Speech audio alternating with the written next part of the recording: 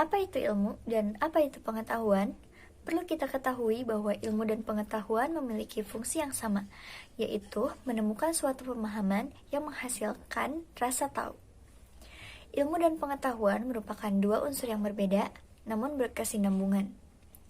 Dilansir dari Australia Academy of Science, ilmu adalah kumpulan pengetahuan yang telah teruji kebenarannya dan disusun secara sistematis berdasarkan dengan metode ilmiah. Sedangkan pengetahuan adalah informasi akan suatu kegiatan yang belum teruji kebenarannya. Perkembangan akuntansi. Yang pertama, sejarah singkat perkembangan akuntansi di dunia. Akuntansi mulai dikenal lewat salah satu karya Luca Pacioli, yaitu buku dengan judul Summa de Arithmetica Geometrica Proportioni et Proportionalia. Buku tersebut umumnya membahas tentang ilmu matematika, tapi terdapat satu subjudul yang akhirnya memunculkan teori dan praktik akuntansi. Dalam buku tersebut, Pacioli mengajarkan tentang sistem pembukuan berpasangan atau ganda yang disebut juga dengan double entry bookkeeping. Sistem pembukuan berpasangan ini memiliki arti sebagai sistem pencatatan transaksi yang diatur secara seimbang dan dibagi menjadi dua, yaitu debit dan kredit. Teori tersebut digunakan pertama kali oleh para pedagang Italia sebagai penerapan ilmu akuntansi. Yang kedua, awal mula akuntansi dikenal rakyat Indonesia. Pada tahun 1642, rakyat Indonesia sudah mulai mengenal sistem pembukuan. Pada masa itu, masyarakat Indonesia melakukan kegiatan akuntansi untuk perhitungan untung rugi pada penjualannya. Cara yang dilakukan masyarakat itu didapat dari meniru para pedagang dari luar negeri yang berdagang di Indonesia. Setelah sistem pembukuan masuk ke Indonesia, dari sanalah bagaimana sejarah perkembangan akuntansi di Indonesia terus berlanjut. Salah satu buktinya adalah adanya pembukuan yang tercatat pada tahun 1747. Selanjutnya, sejarah perkembangan akuntansi di Indonesia ditandai dengan didirikannya IAI atau Ikatan Akuntansi Indonesia di tahun 1957.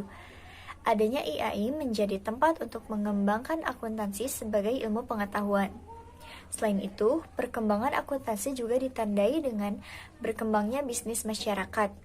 Definisi akuntansi berdasarkan sila ke-1. Akuntansi spiritual hadir sebagai sarana untuk mewujudkan sikap kerendahan hati manusia. Melalui akuntansi yang berbasis pada nilai spiritual, manusia diajarkan untuk semakin menyadari bahwa dirinya bukanlah siapa-siapa dalam kehidupan. Namun, pemaknaan akuntansi yang berbasis kepada nilai spiritual juga harus mengalami perubahan terlebih dahulu. Jika akuntansi spiritual dimaknai dalam sudut pandang filosofis, kesadaran tersebut akan muncul dengan sendirinya. Sebaliknya, jika akuntansi spiritual hanya dimaknai dalam sudut pandang pragmatis, maka tetap saja manusia akan berorientasikan pada unsur-unsur materi.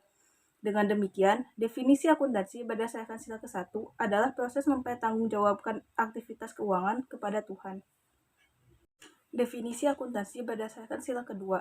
Pasal 27 UUD 1945 menyatakan bahwa setiap warga negara memiliki kedudukan yang sama di hadapan hukum dan pemerintahan, menandakan bahwa setiap manusia memiliki kedudukan yang sederajat. Demikian pula dengan paradigma akuntansi juga harus menganggap bahwa setiap manusia memiliki kedudukan yang sama tanpa melihat kedudukan dan jabatan yang diemban. Akuntansi merupakan proses memanusiakan manusia. Adapun memanusiakan manusia dimaknai sebagai proses mengembalikan hakikat penciptaan manusia sebagai makhluk humanis yang tidak hanya mengutamakan kepentingan pribadinya semata, namun juga kepentingan bersama. Proses memanusiakan manusia merupakan suatu upaya mengembalikan nilai yang hilang dalam pemikiran akuntansi modern saat ini. Dalam akuntansi konvensional, manusia dididik untuk mengutamakan dirinya sendiri tanpa memedulikan kepentingan orang lain. Akuntansi hanya membentuk manusia mengejar hal-hal yang berbau materi dan melupakan kebutuhan non-materi yang sejatinya merupakan hal utama yang dibawa oleh manusia ketika ia mati. Akuntansi konvensional juga menciptakan suatu kelas sosial yang dapat mempengaruhi perusahaan untuk menindas kaum lemah dan memanjakan kaum pemilik beserta investor. Dengan demikian, definisi akuntansi berdasarkan sila kedua adalah proses memanusiakan manusia melalui suatu aktivitas keuangan. Definisi akuntansi berdasarkan sila ketiga. Bangsa Indonesia merupakan bangsa yang terdiri atas berbagai macam wilayah, pekerjaan, suku, ras, dan agama. Hal ini pula yang menyebabkan timbulnya keberagaman pada masyarakat Indonesia, termasuk dalam kaitannya dengan akuntansi. Standar akuntansi modern yang memiliki nilai materialitas yang tinggi sangat tidak mungkin diaplikasikan terhadap kondisi masyarakat Indonesia yang beragam tersebut. Persaudaraan yang merupakan hakikat akuntansi berdasarkan sila ketiga Pancasila memiliki tujuan untuk merekatkan hubungan antara komponen perusahaan atau aktivitas ekonomi.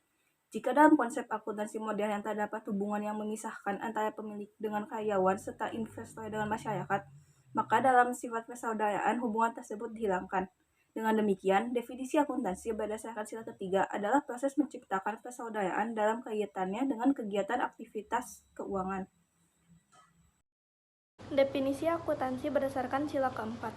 Sila keempat Pancasila menekankan bahwa rakyat harus menjadi tujuan utama. Demikian juga dengan akuntansi yang tidak boleh dibuat dengan tujuan mengistimewakan kelas tertentu. Akuntansi harus dibuat dengan berorientasikan kesejahteraan bersama. Konsep kerakyatan yang diusung dalam sila keempat Pancasila menyertakan musyawarah sebagai suatu bentuk kebersamaan, berbeda dengan konsep akuntansi modern yang menggunakan pertimbangan angka kuantitatif sebagai dasar dalam pengambilan keputusan. Musyawarah merupakan jalan utama yang harus ditempuh baik dalam hal pengambilan keputusan ekonomi perusahaan maupun dalam hal pembuatan standar akuntansi. Konsep musyawarah untuk mencapai mufakat sendiri sejatinya merupakan untuk kebebasan yang berlandaskan kepada semangat kerakyatan. Berbeda dengan konsep kebebasan seluas-luasnya bagi kepentingan individual, dalam musyawarah kebebasan yang diberikan adalah demi kepentingan bersama. Proses musyawarah untuk mencapai mufakat dapat menghilangkan sifat egoisme yang melekat dalam diri akuntansi. Akhirnya, dengan menempatkan rakyat sebagai pilihan dalam akuntansi, secara langsung mau tidak perusahaan maupun badan pembuat standar telah menerapkan seluruh komponen ekonomi dalam pembangunan yang bertujuan untuk mencapai tujuan bersama. Akuntansi dituntut untuk tidak sekedar mensejahterakan golongan tertentu, namun juga memfokuskan diri bagi kepentingan seluruh rakyat Indonesia. Selain itu, mengacu pada aptek akuntansi berbasis kerakyatan yang telah dipraktekkan oleh kerajaan berbasis agama di Indonesia sebelumnya, dapat dikatakan bahwa kejayaan suatu bangsa ditentukan dari beberapa besar rakyat diutamakan dalam perekonomian, khususnya dalam kaitannya dengan akuntansi. Dengan demikian, dapat disimpulkan bahwa definisi akuntansi berdasarkan sila keempat adalah proses mengangkat derajat rakyat dalam segi aktivitas keuangan. Definisi akuntansi berdasarkan sila kelima. Akuntansi berkeadilan dapat dipandang sebagai sebuah keseimbangan hubungan aktivitas keuangan antara manusia dengan Tuhan dan sesama. Demikian pula halnya dengan akuntansi yang juga harus mencakup nilai ketuhanan dan kemanusiaan.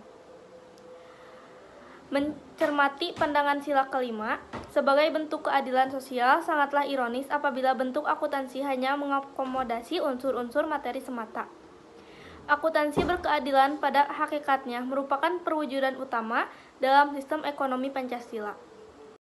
Profesional akuntan yang beretika. Jika berbicara tentang akuntansi atau seseorang yang berprofesi akuntan, semua orang akan menghubungkan itu dengan keuangan. Uang adalah sesuatu yang bisa menolong dan juga bisa menghancurkan kehidupan seseorang. Saat manusia telah menjadi budak uang, maka semua yang dia kerjakan hanyalah untuk uang, seperti orang kapitalis yang hanya membicarakan untung dan rugi. Namun, profesi akuntan tidak diharapkan menjadi seperti itu. Seorang akuntan punya kewajiban dan tanggung jawab atas perusahaan, profesi, publik, dan diri mereka sendiri untuk bisa berlaku secara etis. Akuntan harus bisa menjaga integritas dan independensi mereka dalam bekerja agar terus dapat dipercaya oleh masyarakat dan menjaga kompetensi serta objektivitas. Semua hal itu telah diatur dalam Kode Etika Akuntan yang memuat 8 prinsip-prinsip etika, yaitu 1. Tentang tanggung jawab profesi, 2. Kepentingan publik, 3. Integritas, 4. Objektivitas, 5. Kompetensi dan kehati-hatian profesional, 6. Kerahasiaan, 7. Perilaku profesional, 8. Standar teknis. Dengan pengaturan kode etik tersebut, diharapkan para akuntan dapat berlaku secara etis berdasarkan peraturan tertulis tersebut. Kode etik ibarat kompas yang menunjukkan ke arah etika bagi suatu profesi dan sekaligus juga menjamin mutu profesi itu di mata masyarakat.